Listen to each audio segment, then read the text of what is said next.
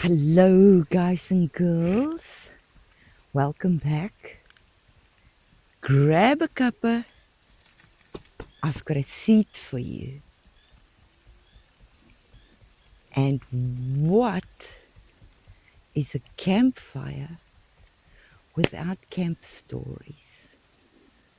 So today I am actually going to tell you about the best camping trip I've had in my entire life. And that was next to the Zambezi River.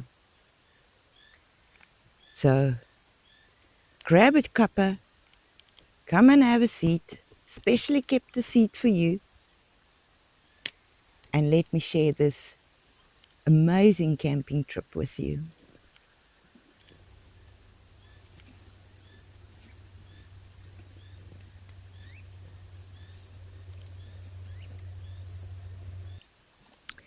Now, the Zambezi River is the fourth largest river in the African continent, and it's the biggest river that flows into the Indian Ocean.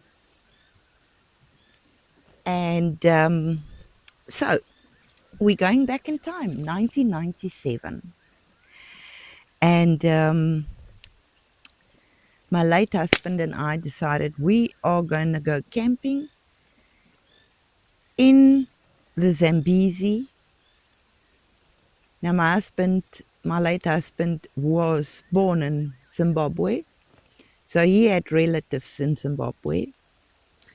So we set out to Zimbabwe to go and camp with a whole bunch of these relatives. And this was 1997. This was before digital cameras and every cell phone has a camera. You still had camcorders and those big VHS video equipment. And I didn't have that sort of stuff back in the day. I just had the normal camera, and I could only take photos and have them developed. So the photos you will see in this footage, in this video, will be my own. Look who wants to sit by the fire. It will be my own photographs. Anything else I add might be for illustrative purposes only.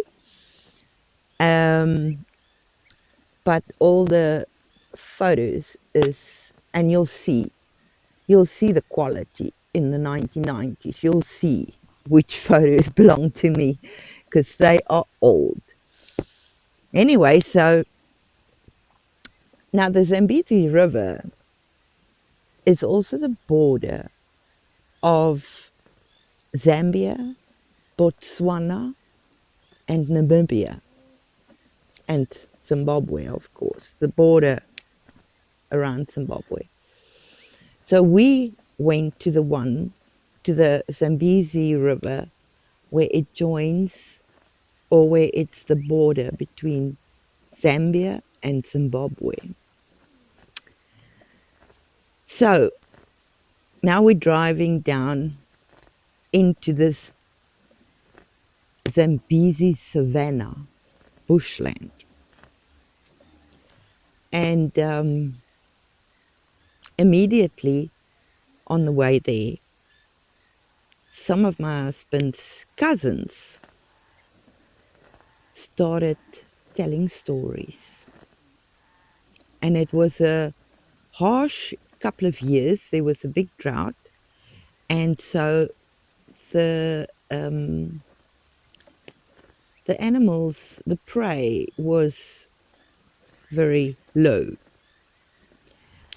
And they tell me this story about this little family of 4, mom and dad and 2 kids, that stopped off on the side of the road, like you get those rest stops and picnic benches and stuff. And they stopped off there to just take a breather, have lunch, whatever. And unfortunately, they got mauled to death by a pack of lions. And now where we are going is literally just in the middle of absolutely nowhere.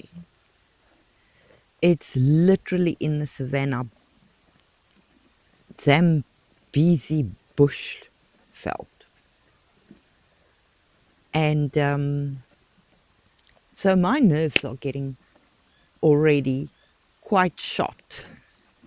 And we're only driving there. We're not even there yet. And then they told me a story about a ranger that, it's actually a bush ranger, went into the bush there, and he, when he went to sleep, he used his backpack as a pillow. And in his backpack, he had meat. And a lion came at night and tried to grab the backpack from under his head, but in so doing, it actually scalped the guy. So, the savannah, the Zambezi, is very dangerous. And so now I'm already scared. I'm not even anywhere near the camping spot yet. And as we're driving, we are in this little narrow road in the middle of the bush.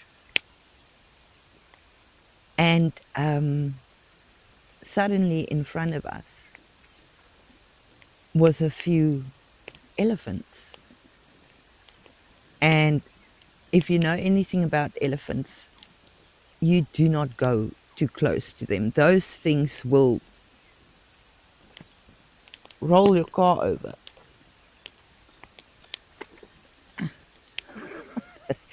The dog's gone mad. Anyway, so these elephants are in the road. So we all slam on brakes because you can't go any closer. Because I think elephants are on permanent menopause. 1 minute they fine, and then just like that, they go into attack mode. And so we had to sit there probably for a good half an hour waiting for these elephants to get out the way. But my nerves is already shot, completely shot. And we're not even there yet. And between the stories and the elephants suddenly popping in the road, yes, I was already a nervous wreck. So we keep driving. Eventually we get to our camp spot, and we found this spot. It's literally in the bush, and then there's that tiny little hole that's on the riverbed, and that's where we are going to camp. So we set up camp, and everything's fine. My nerves are shot. Walk down to the river, and you just see the crocodiles lying on the banks of the river everywhere. And you can just see the little hippos. Well, little hippos. Hippos are huge. But you can just see their little ears and their eyes sitting in the water. And I'm thinking to myself, where am I going to be safe? Am I going to be safer on the land? Or am I going to be safer in the water? Or on the water? But both look equally deadly to me. Anyway, we set up camp. Everything's lovely. And nervous, because now I'm thinking, the only thing between me and any animal out there is this tiny flimsy tent. And I don't particularly feel safe in the tent. Anyway, we set up, and that first night, I was so scared that I could not sleep. My ears were like two little satellite dishes, listening for every little sound out there. And that actually went on like that for the first week. We went camping there for 2 weeks. For the first week, I could barely sleep. I would fall asleep totally out of exhaustion by 2 o'clock in the morning. And I would lie there in bed, and I'll just listen to the hyenas.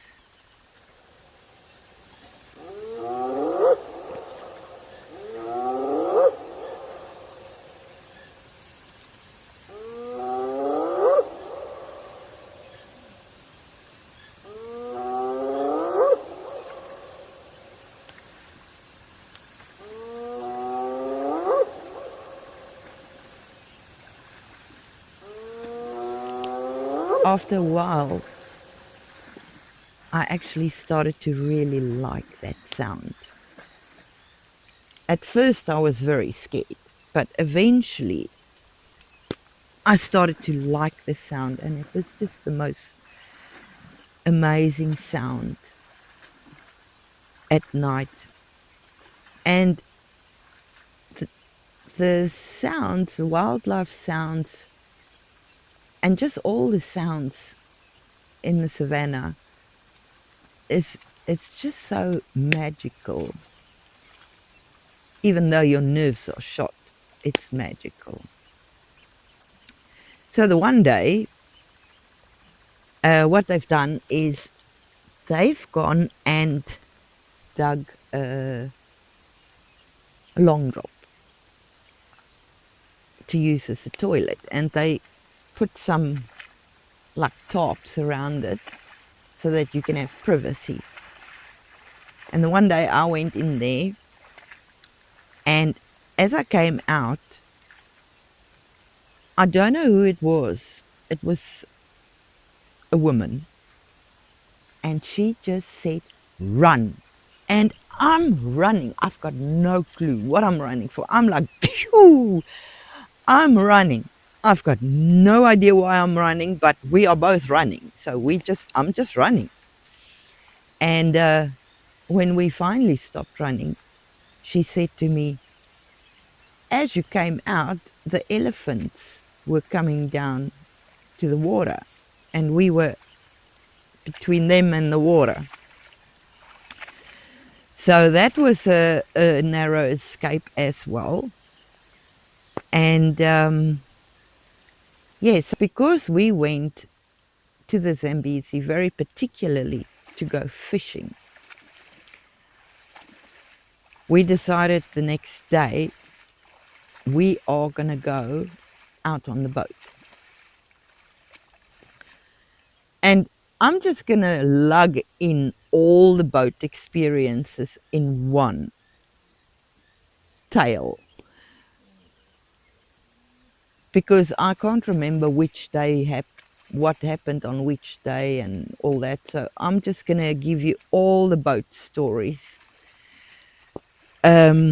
We went out there to go fishing, obviously.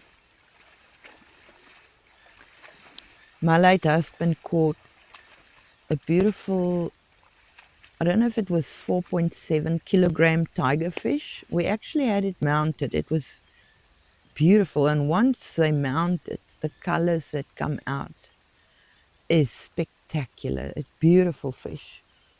Anyway, the one day we out on the boat, we're fishing, and we're having a whale of a time fishing. And we actually had quite a lot of fun, because when we caught the small fish, we would either use it for bait, or part of it for bait. And there was this fish eagle that was just circling around us the whole time. And we would take the fish, this little thing that's left, and we would actually throw it in the air, and this eagle would come and grab it. He thought it was Christmas because we just feeding him out of the boat. That was, and the sound of the fish eagle, beautiful sound. And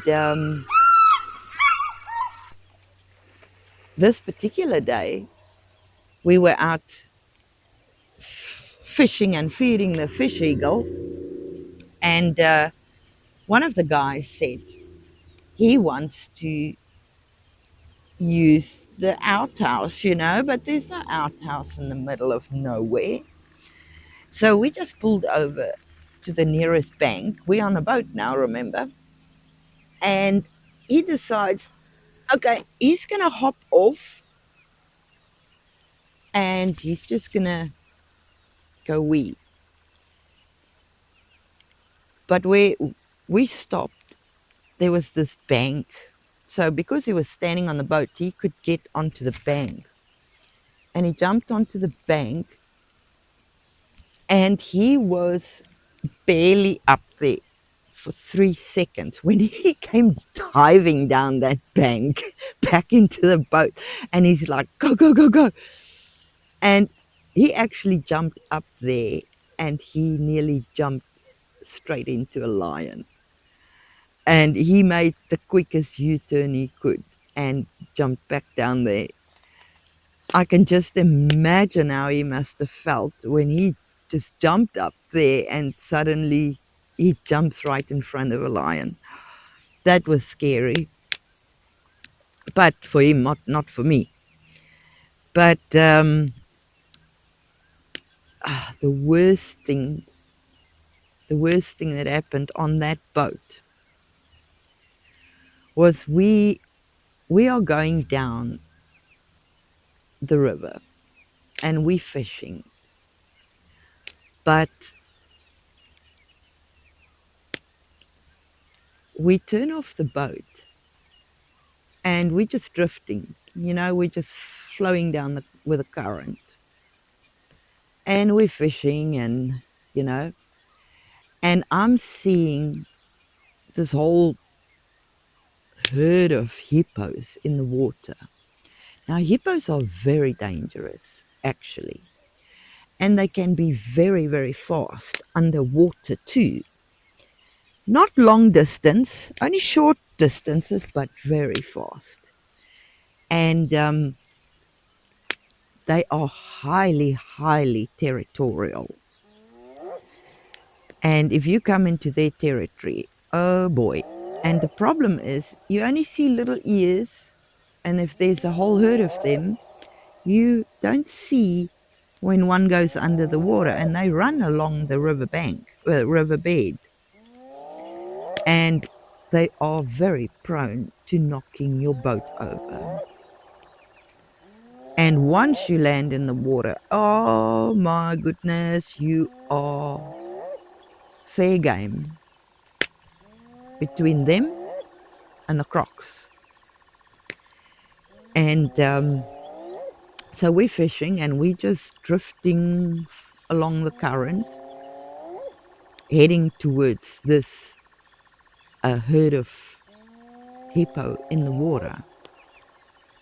And I'm starting to panic because I don't know how big is their territory. Maybe we're already over the border kind of deal. And I'm panicking. And as if that's not bad enough, finally the guys decide, okay, let's start the boat and maybe get away from them because we're getting awfully close. The boat didn't want to start. If you thought I was panicking before, now I was panicking even more. Because now the boat doesn't want to start. And there is nothing as scary as going down the current straight for a herd of bloomin' hippos. And we can't get the boat started. And it won't start, and it won't start, and it won't start. And eventually, we just had to start rowing to row away from them, because the current is taking us straight into this herd of hippos. And we row and we row, and there's a little island. This is a very, very wide river, very wide. And there's a little island in the middle of the river. And we're rowing towards it. But now I'm panicking too, because the hippos do like to go onto that island too. And the crocs, they might be lying there having their summer suntan. And now I'm panicking. I don't know which way is going to be worse. Straight into the hippos, or get onto an island that's possibly riddled with crocs. So we finally reached the little island, and now we're all out on the island, and it's not big. It's probably 6 meters by 8 meters, around about. Not a big thing. And we're lucky there's no crocs on there. And so now the boys are trying to fix the engine, because now the boat doesn't want to go. And I'm like beyond panic. I was young. And when you grow up in South Africa, or anywhere for that matter in Africa, you are very well aware of the dangers of the wild animals there. It's not like a koala that grabs you by the arm and snuggle you. None of those animals are very friendly. So when you're raised there and you are well aware of how dangerous those animals are, when you finally come face to face with them, you are just panicked. And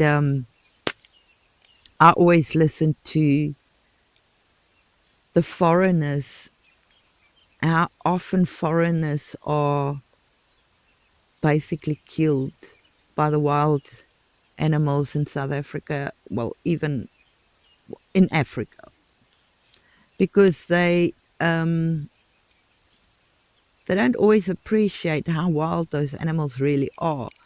They used to animals in zoos that's been raised by people, hand raised, or born in the zoo, and they're pretty tame.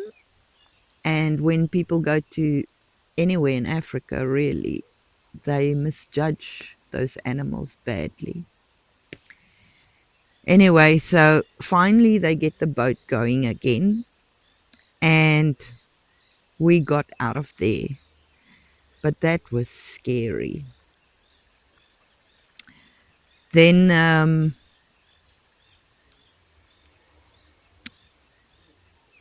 one night, the guys decided they're going to be croc hunting. Or not so much croc hunting, but more croc fishing. Oh my goodness.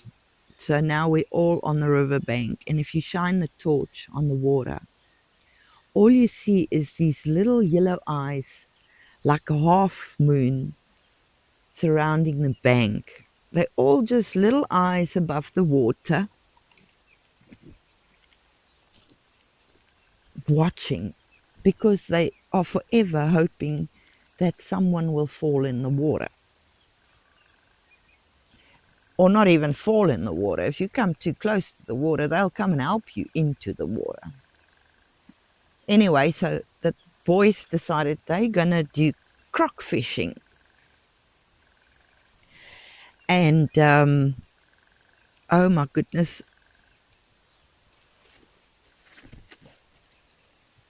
they get this croc, but the croc is strong, and they start pulling it out of the water. But this croc is like retreating. He's not going to come out, he's just pushing back, pulling back, pulling back. And then just suddenly, he would lunge forward. Oh my goodness. I am like a Boeing. Pew! And I'm running. I'm running as fast as I can, the opposite direction. And the croc only took like 2 steps forward, but I didn't know it. I'm not going to wait and count how many steps he's making. I'm out of there, mate. Hell no. And I'm running. And every time they pull him out, he does the same thing. And afterwards I thought to myself, you know what, B, you're so stupid. You just run, sprint. You just sprint. And you don't even care where you're running to. You might as well run straight into the lion's den and just to get away from the croc. Maybe you should think about where you're running to. But that was scary. But it was fun. And I think the whole camping trip was because the adrenaline was just pumping the whole time. Not by anything that you're doing, but just being there. It's exhilarating, it's scary, it's exciting. I think my emotions was so overwhelmed by the beauty, the danger, all the things that can just go wrong. Definitely the wildlife, the sounds, the night sounds. It was absolutely memorable. I'll never ever forget that holiday. But you can't take citrus fruit in that bush, because then the elephants will come for you.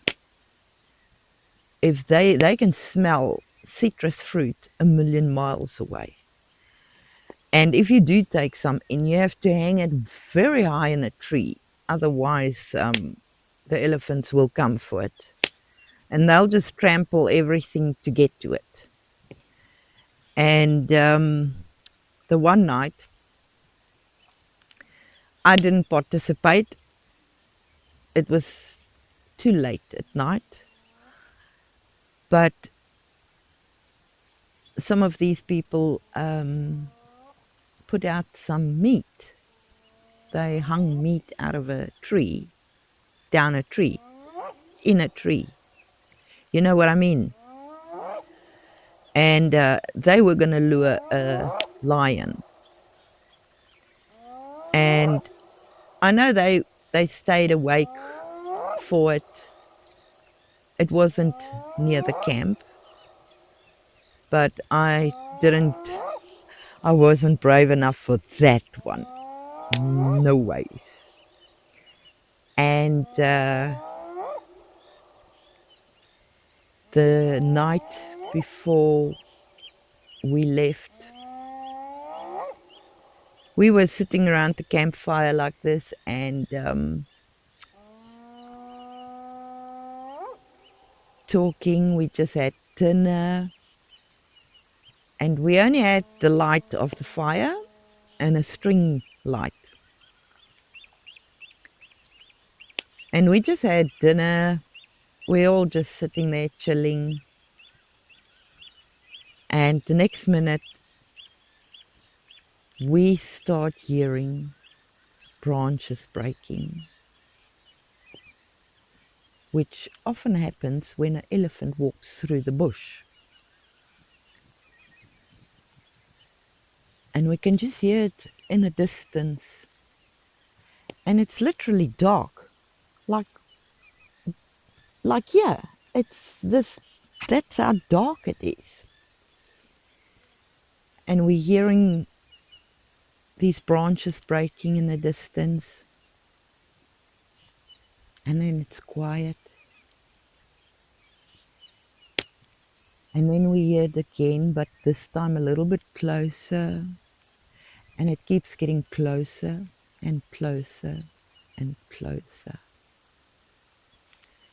And I'm like, because it sounds like it's literally coming straight to us. Some people ran into the tents. Other people ran and got a Klimmen gun. I ran to get a camera. Not that I think I would have been able to snap anything back in the day. When it's dark, you can forget about it. Maybe it was just my excuse to go into my tent. Not that I felt very safe in my tent. It's only some paper thin thing between me and that massive animal. And other people just sat there as if nothing's wrong, like, nah, he won't come here kind of deal. But you can hear the branches breaking and it's getting closer and closer and closer. And everyone stops talking. And everyone is paying attention. And there was like this big wall of bush right there in front of us where this thing is playing around in. And the tension is growing. And no one wants to talk. We're whispering. We're turning off the light, but we can't turn off the fire. And we sit there in the dark.